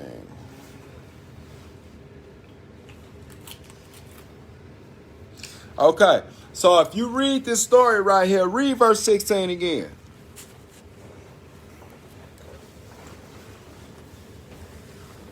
Read verse 16 again. Go gather together all the Jews that are present in Shushan, and fast ye for me. Neither eat nor drink 3 days, night or day. I also and my maidens will fast likewise. And so will I go in unto the king, which is not according to the law, and if I perish, I perish. Mm-hmm. So Mordecai went his way and did according to all that Esther had commanded. So Esther commanded her cousin Mordecai, which was her adoptive father. He raised her. She commanded him to go ahead and do what I told you. Because see, this the thing. The reason she said not according to the law. If you bag up and read earlier, it was a law that if you came before the king, you had to have a 30-day notice. So if you came before that 30-day notice and you come before and come past them gates, you could be put to death. And the only way you could be saved from being put to death, the king will have to see you and put out his scepter. The king will have to see you and put out his scepter.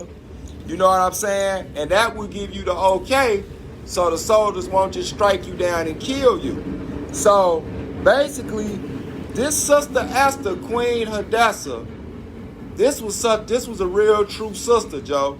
She saved us from eradication, from being eradicated, because these cats had conspired to wipe us out. You see what I'm saying?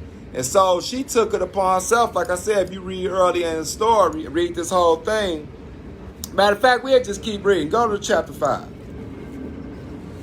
Now it came to pass on the third day. On the what day? On the third day. Keep going. That Esther put on her royal apparel and stood in the inner court of the king's house, over against the king's house.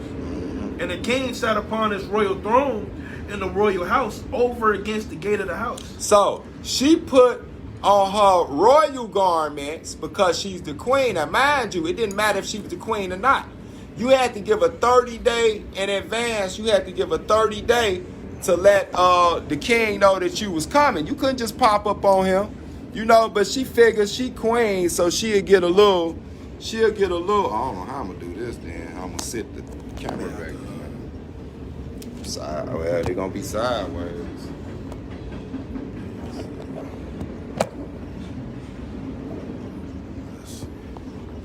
I don't want to put no shortage in this cord. Well, we ain't gonna be that much longer. Yeah, so like I was saying, it had to be, like, you couldn't just come to the king's palace unannounced, right? Y'all got that. But, so Queen Esther, when the news was first told to her, if you read back earlier, her and Mordecai was sending letters back and forth to each other. And Mordecai was distressed, right? Because he had heard about the plan of them to commit genocide on them, right? And so, basically, people was mourning in Israel that called wind of this. So they had on their sackcloth. They had on their mourning gear. You definitely couldn't come near the king's temple with that on. So she put on her royal stuff, right? She's actually risking her life because she didn't give a notice that she was coming. 30 days. She figured I'm the queen. Matter of fact, she gonna tell you in here, if she died, she died. Matter of fact, read in chapter 4 before you went to 5. Read that verse 16 again. Sorry, y'all. The train coming. The battery going low. The devil tried to interfere, but we going to keep it going. Go ahead. Go gather together all the Jews that are present in Shushan, and fast ye for me, and neither eat nor drink 3 days, night or day. I also and my maidens will fast likewise. And so will I go in unto the king, which is not according to the law. And if I perish, I perish. So she like, if I die, I die. But y'all all fast for me. I'm going to get me and my girls, we going to fast. Me and my people going to fast too. Fast that this thing work out. But if I die, I die. So she willing to put herself out there to save her people. Keep reading. So Mordecai went his way. Go ahead. And did according to all that Esther had commanded. Now go back to chapter 5, and you can skip down to verse 2. We see that she switched into her royal gear, right? And so the king peeped her at the gate. Read verse 2. And it was so. When the king saw Esther, the queen standing in the court, that she obtained favor in his sight. And the king held out to Esther the scepter, the golden scepter that was in his hand. So Esther drew near and touched the top of the scepter. Keep going. Then said the king unto her, What wilt thou, Queen Esther? And what is thy request? and it shall be even given thee to the half of the kingdom. So basically, the king let her know it's cool because he had a thing for Esther anyway. And she hadn't seen him in a long time. Matter of fact, I think she hadn't seen him in 30 days. Well, that's what it was. But the law was you could not just come to the king's, you couldn't come to the king's palace. You definitely couldn't cross past the gate. So she was risking her life. That's what she meant, like it's not in the law. She went against the law, right? But so at this point, he happy to see it. He like, man, what's going on? Tell me what's up, right? And so she gonna go on to tell him about how dude and them that came up with this plan to eradicate the Jews and all that type of stuff. He gonna wind up hanging them. He gonna hang dude, his sons, and everybody else. So Esther served the day. But what did she do? She fasted for 3 days. And you know when you fast, you pray. So she and all the other her people and the other Israelites that was in this Persian captivity fast for 3 days. And you know what happened? The Lord reacted. That's how Esther was able to go in to make all the next events take place. Her and Mordecai, right? So this goes to show you this thing is not spookism. It is a science. It is a science to this, right? This is a lifeline that we trying to get back with the Most High so we can start having the Most High react on our behalf. I ain't saying you got to do it exactly this way, but I guarantee you it will not hurt, especially if your heart is sincere. So we're going to continue, and we already read the verse, chapter 5, so we don't really got to go there, but I had threw that in there. But we're going to go to, as a matter of fact, oh, wow, well, okay. I guess I could do that. Let me see. I'm going to make a little alteration on this one right here. Let's go to 16. Revelations, the 11th chapter. I want y'all to peep something else real quick, too. Let's go to Revelations, the 11th chapter. Revelations 11.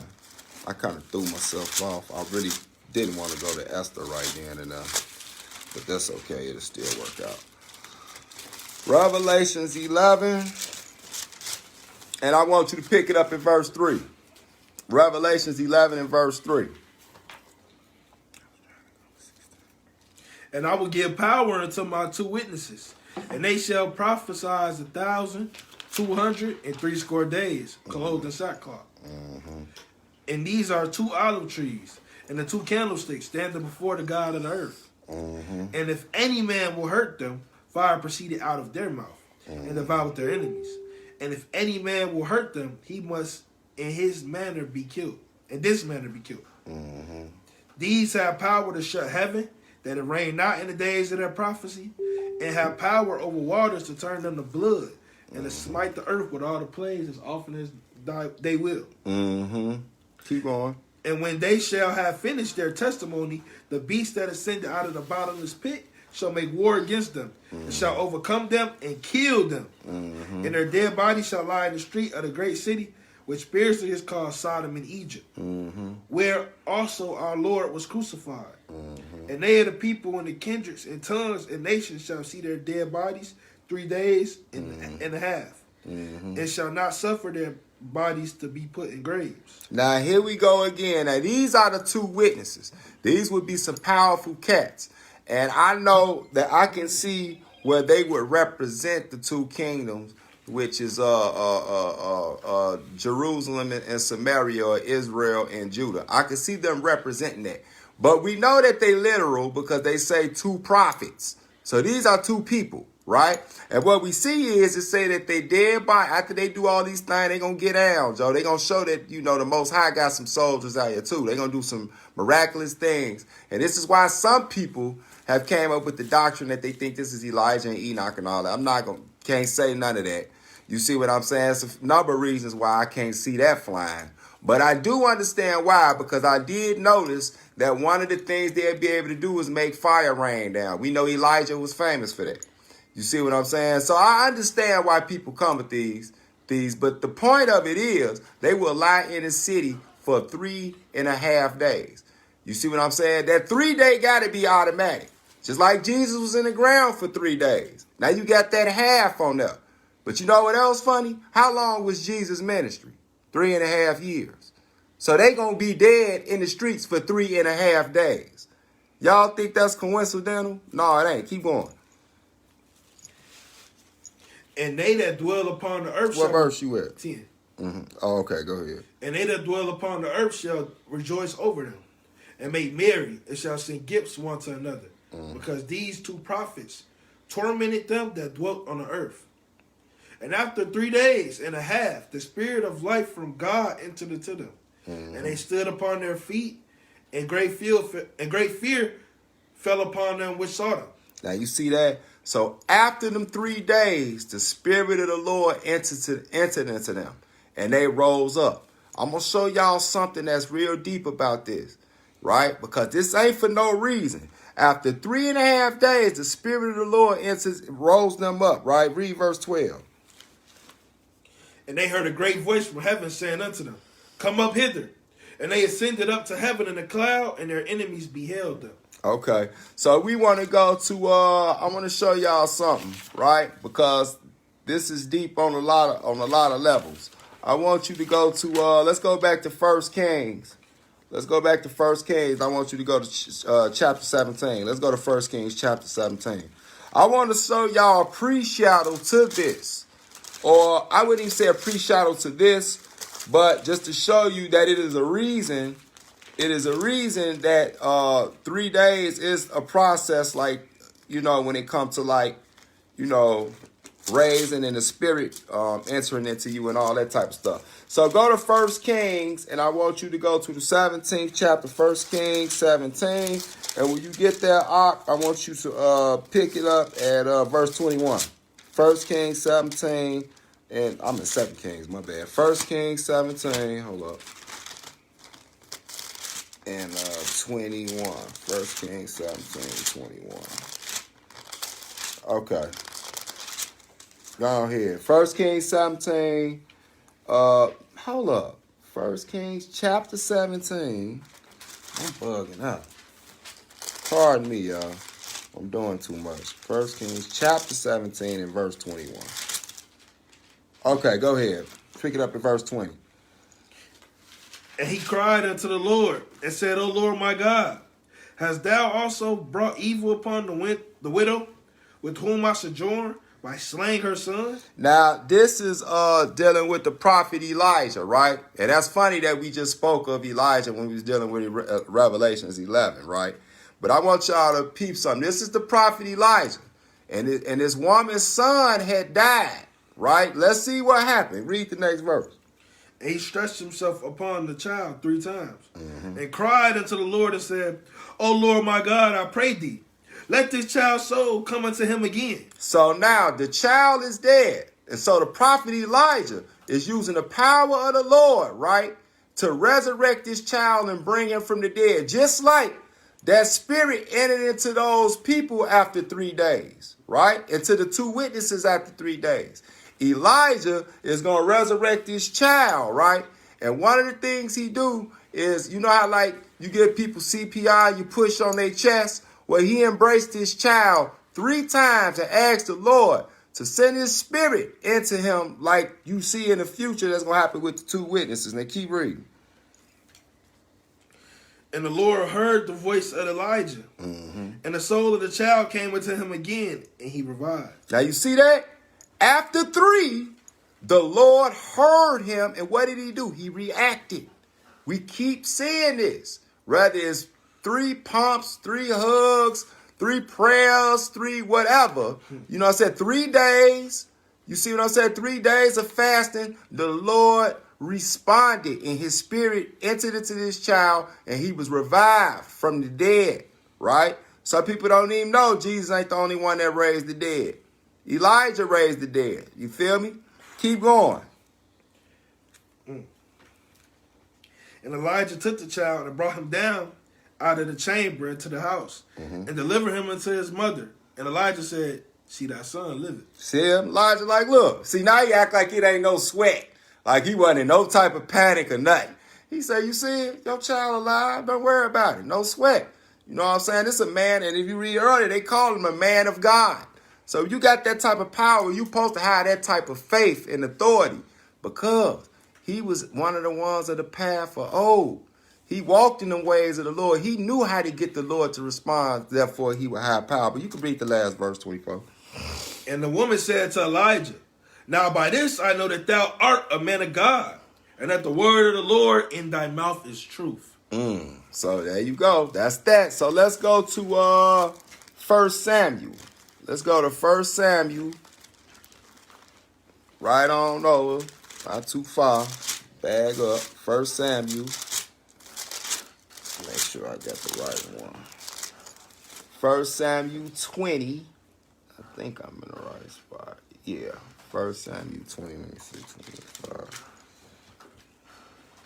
Come on, go to 1 Samuel. You straight? Yeah, I was looking for my juice. Oh. Got some feet. I guess they ain't want to hit a word. Got some What feet. in the world? I just sent you with the juice. Grabbed it. Oh, wow. He's drinking your joint. All right, come on. Well, you drinking this word right now. You be all right. Yeah. All right, come on. So go to 1 Samuel. These jakes is off the chain. If I just told y'all what just happened, this is hilarious. 1 Samuel chapter 20. And, hey, I want y'all to peep this. Got to throw this in there. But for those who say that you got to count 7 days from the new moon to get the Sabbath, this one ain't finna turn out too good for you. But just pay attention to it, though. Pay attention to it. That's not why I'm going here. I'm going here because we dealing with this 3-day thing. So I want you to pick it up at this 1 Samuel 20 and verse 5.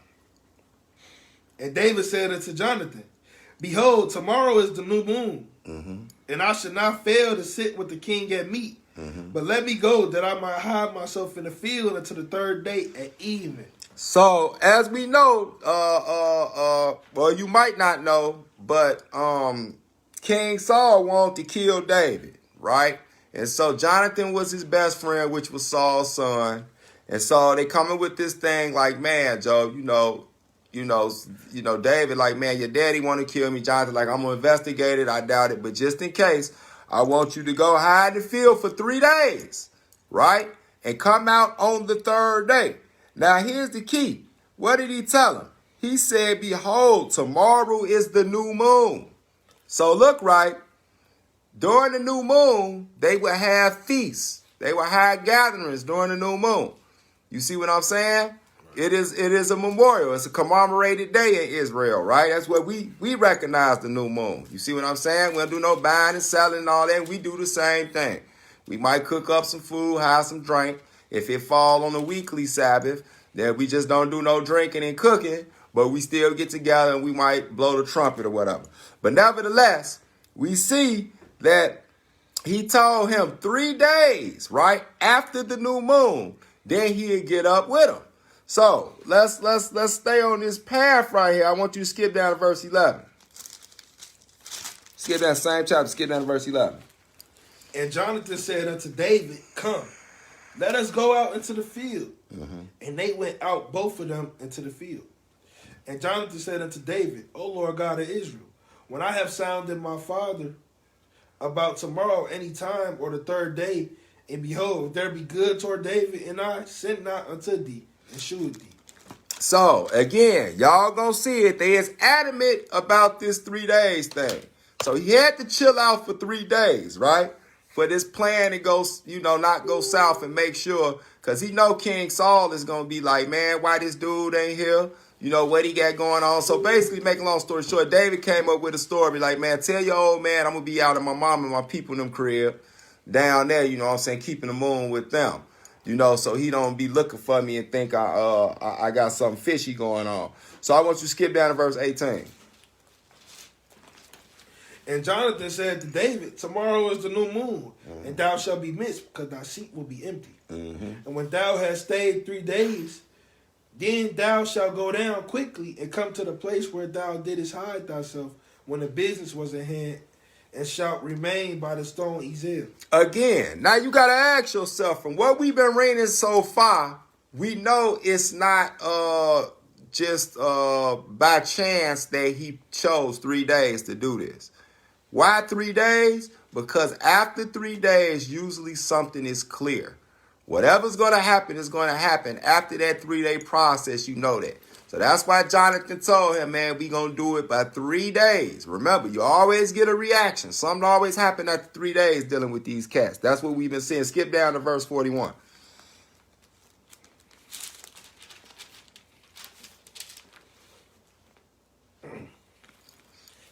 And as soon as the lad was gone, David rose out of the place toward the south and fell on his face to the ground and bowed himself 3 times. And they kissed one another and wept one with another until David exceeded. So, as you can see, when they met each other, the first thing they did was bow down, right? And bowed themselves 3 times. So when you see me and our brothers greet each other, we give each other the handshake, and we do this to each other 3 times. And this is a form of a holy kiss. You see it in the New Testament when it say greet your brother with a holy kiss. So I'm letting y'all know when y'all see us even do stuff, we not just doing it to look cool, but we following the path of the old. Not only just in law, but also in some of these customs. Because they had reasons that they did certain things because they had a different understanding, right? They wasn't as spiritually dead as we are now. So when you see me and our brothers greet each other with the holy kiss, we ain't literally kissing each other. We do like this on each side. That's 3 times. We doing the same thing Jonathan and David did, right?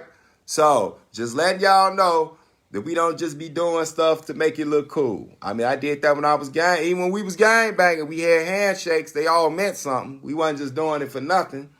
So I want you to, but I got to point this out since we here. Now remember, 3 days. This him meeting him. That Jonathan and David. This is the 3rd day after the new moon. So I want to point something out to y'all for those who do the floating Sabbath. Well, the Sabbath count 7 days after the new moon to get a Sabbath. And so they don't deal with the regular weekly Sabbath. They only deal with counting 7 days after the new moon, right? Or 6 days after the new moon, and the new moon being the first day. So watch this, right? Go to the next chapter, chapter 21. Pick it up in verse 1. We want to see if that's possible. Then Go came ahead. David to Nob, to Ahimelech, the priest. Mm-hmm. And Ahimelech was afraid at the meeting of David, and said unto him, Why art thou alone and no man with thee? David said unto Ahimelech, the priest, The king have commanded me a business, and have said unto me, Let no man know anything of the business whereabout I send thee, and what I have commanded thee, and I have appointed my servants to such and such a place. So basically, Ahimelech see David. He know David and Jonathan is like brothers. And so he know David is from the house of Saul. So he sitting here looking like, come on, dude, you royalty. Why you ain't out here with no servants? Where your servants at, man? You must be up to something. So he spent them with a story. And it's so funny because at the end, he don't even try to make up a place where he say his servants at. He said his service is at such and such. You know this a Negro. He literally said such and such place. Look, read that again, man. The last paragraph of verse 2. And I have appointed. And I have appointed my servants to such and such a place. So you know this is a straight Jake, right? I have appointed my servants to, such and such a place. He ain't feel like getting into all that. Look, man, I got an objective right here. Keep, that's definitely one up. Keep reading, though. Now, therefore, what is under thy hand? Give me 5 loaves of bread in my hand, or what there is present. And the priest answered David and said, There is no common bread unto my hand, but there is hollow bread if the young men have kept themselves at least from women. So you see this? Now the priest responds, David tell him, hey, look, to the priest, hey, give me some of that bread, man. We out here hungry, Joe. And the priest said, ain't no common bread under my arm here, man. All I got is hollowed bread. Do y'all know what this bread is? This is the show bread. This is the show bread that the priest had in the temple. That had to be in there forever, right? So watch where this going. So he tell him, man, all I got is this holy show bread. So what was the last thing he asked him? He said, if the young men have kept themselves from at least women. So he tell you, look, man, I'm going to give you this showbread, you and your servants that's in such and such place. But y'all better at least have kept yourself from women. You see what I'm saying? Because you finna eat a holy thing right now. So you couldn't be defiling yourself and stuff like that. Even remember when Israel had to go before the Lord on the mount. You know, they had to cleanse themselves and they couldn't be with their woman for 3 days. Right. You see what I'm saying? It wasn't even the regular at even you unclean. You going before the Lord. It was 3 days. You know what I'm saying? Like, man, 3 days, Joe. Clean yourself for 2 days, wash your clothes. 3rd day, yo, you better not been with your wife or none of that. So this priest is on the same thing. So continue reading. Read verse 5. And David answered the priest and said unto him, of a truth, women have been kept from us about these 3 days. See that? Women, he said, yeah, man. Women been kept from us about these 3 days. Like, man, Joe, we ain't been having no parties. We ain't been doing nothing wild. Because you got to think how the priest is thinking. He thinking, dude, I know you was at the new moon. You see what I'm saying? And you know, new moon is a feast. So it's drinking and all type of stuff there. And you know, you probably got one of your wives, your woman. I'm trying to remember if your dad had a wife at this time. I'm trying to think if he did. But he don't know. He's a young man. You know, he might have been getting busy.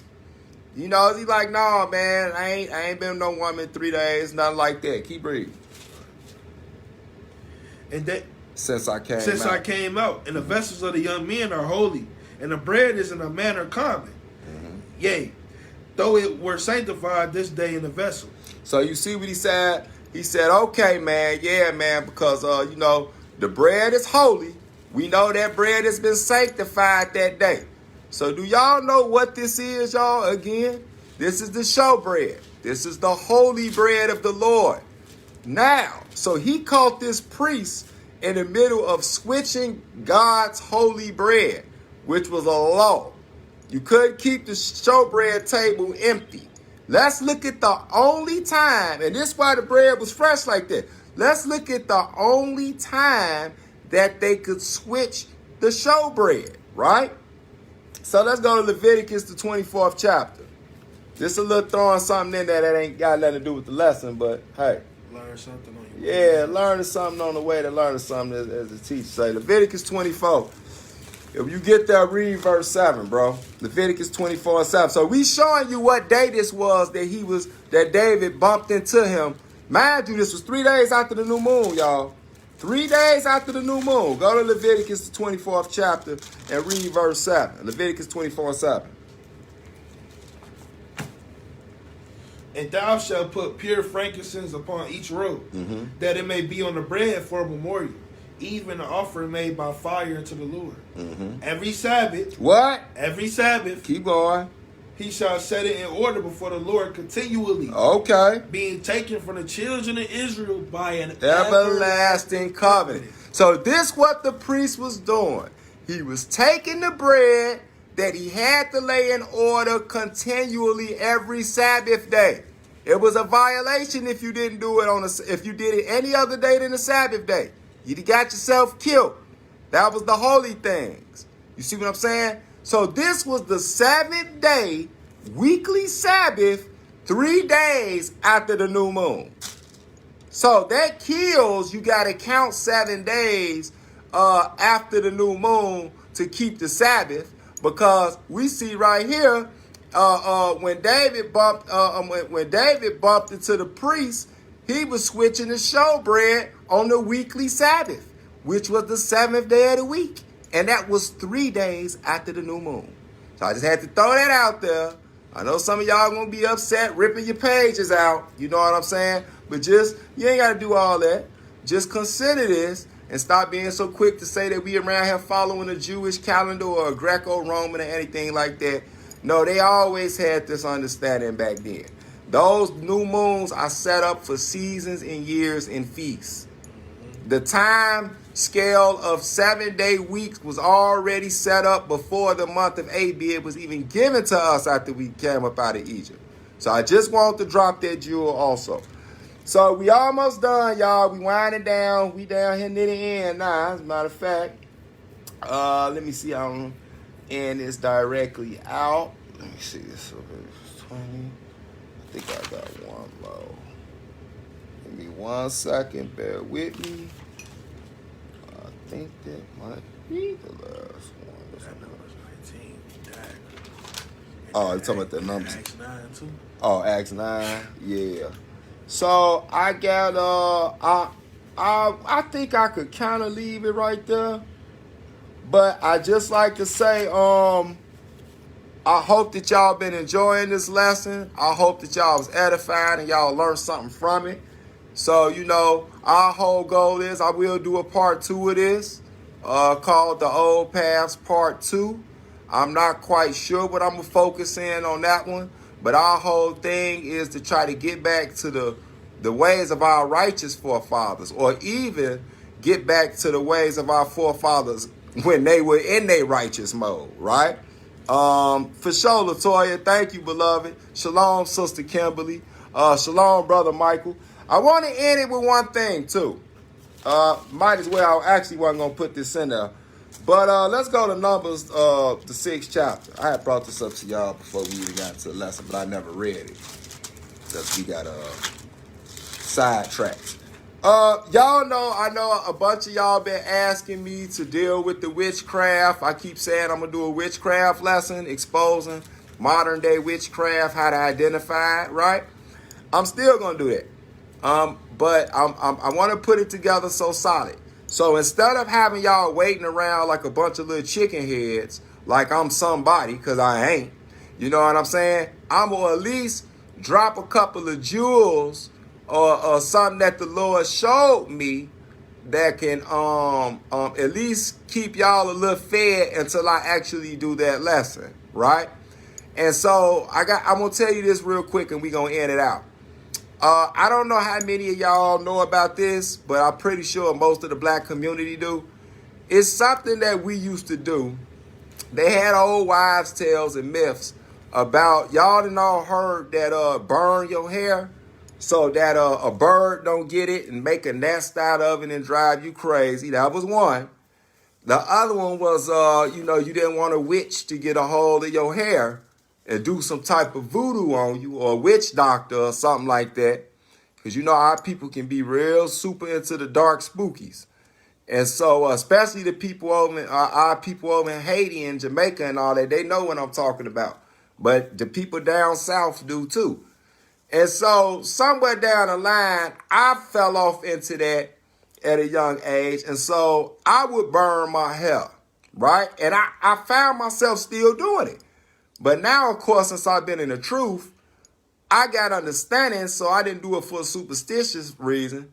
I just done it out of custom. So I would burn my hair, because for one, I ain't like seeing my hair floating around and all that type of stuff. And I was sitting there reading the scriptures one day, and the Lord hit me with something, and it scared me. And so I want y'all to pay attention to this and be careful what y'all be around here doing, or at least know where you might have got that custom from.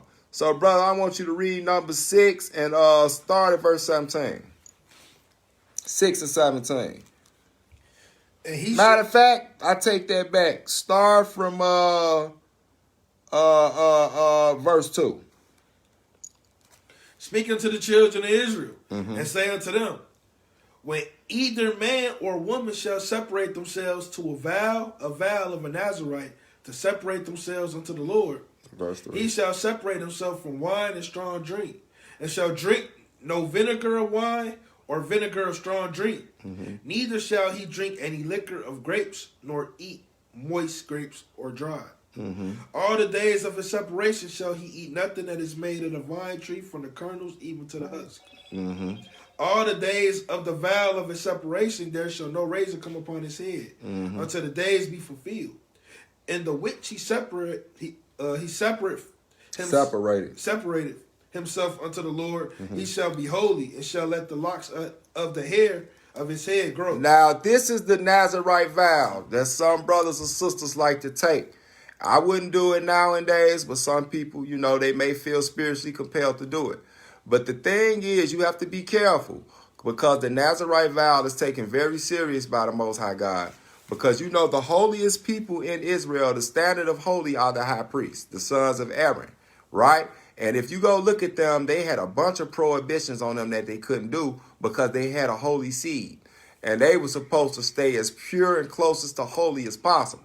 Well, when you take that Nazirite vow, during the time of your separation in that vow, you separated from the world, meaning you're not doing a lot of the things that's even lawful. You couldn't drink wine and all that type of stuff. You are at your holiest because you did that to become closer to God, to have things revealed to you, to be strengthened spiritually, right? So, and the Lord will do it. You're going to be a changed man if you take a Nazirite vow, but you better not break it.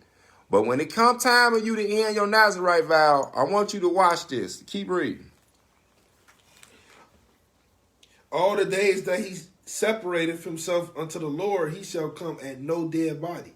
He shall not make himself unclean for his father, or for his mother, or for his brother, or for his sister, when they die, because the consecration of his God is upon his head. So you see that? So the consecration of his God is upon his head. So when you see that hair growing and them locks long and all that type of stuff, this is a symbol. It goes back to Samson. Samson was a Nazirite. We know his strength was in his hair. And he literally got physical super strength from that. But you know what I'm saying? And so it's certain stuff you just better not do. And do you notice some of the things? You couldn't come on a dead body or none of your kin or none of that. Who do this sound like? If you go read the high priest, it was the exact same way. They couldn't go touching no dead body. They couldn't go to no funerals or I kept your mom and dad, none of that type of stuff. He made an exception. Now, if something happened and if your sister, the mama and daddy, but like other people, they just couldn't do stuff. You have to go back and read it for yourself. But I know, like, even if it was your sister and you was a high priest and she died, the only way you could even go near her is if she was a virgin. So your sister had to be pure. She couldn't have had no husband or none of that type of stuff. So that's another thing too, sisters. You see why the Lord took virginity for our women real strong. I know we saying that the boys and girls should be growing up virgins, but he really put that emphasis on the females. There's something spiritual to that too. Apparently how many men have been up in you, it's more than just physical. It leaves some spiritual stuff behind that. So they couldn't be around a priest, like especially if they died, but that's another story. But you see the Nazirite is the closest to that. He kind of putting himself in a high priest type position, right? And so I want you to keep on, matter of fact, skip down to verse 17. And he shall offer the ram for a sacrifice of peace offering unto the Lord, with a basket of unleavened bread, and the priest shall offer also his meat offering and his drink offering. Okay, so this is once the vow of the Nazirite is done, it's been broken or whatever. This is what he had to do, right? Peep this. Read this next verse. And the Nazirite shall shave the head of his separation. He shall what? Shave the head of his separation. Now remember, that hair wasn't supposed to be cut, but this is the end of his vow. Keep going. At the door of the tabernacle or the congregation. And shall take the hair of the head of his separation and put it in the fire which is under the sacrifice. And put it in the what? The fire. And keep going. It is under the sacrifice of the peace offerings. So, when we out here burning our hair, and they've been telling us this stuff, do you know that was the Nazirites would burn their hair as a peace offering to the Most High, according to a holy vow that they took. So my question got to be, who did you have a vow with? Because you definitely didn't have a Nazirite vow to the Most High God. So who is you burning your hair to? Who was your vow with? And if a person doing it out of ignorance like I was, just out of custom, you say, okay. But once you've showed this to them and they keep doing it, they got something else going on. They got something else going on because you just showed them. You might want to be careful around here burning your hair. You know, just grabbing and burning and talking about some witches might get it or some birds going to make a thing out of it. That was literally a ceremonial to the Most High after you was dealing with the holy vow of the Lord. So if it ain't the holy vow of the Lord, who you burning your hair to? So that's just something to keep in mind because I said we was going to deal with spiritual meat. I hope y'all all was edified by that. I thank my brother Mishael. my nephew. Yes, sir. Know what I'm saying? One of the sharp soldiers in Israel right now, up and coming. You know what I'm saying? And of course, thank you to my brother Kazak Ben Yehuda for letting me use your channel and your wall. This, again, I still can't find my Walls of Jericho page, but this will be on Cash's Israel Walls of Jericho. So y'all check it out. It'll also be on Hebrews in the Hood. So I love y'all, and I'd like to say shalom, shalom, peace. Shalom.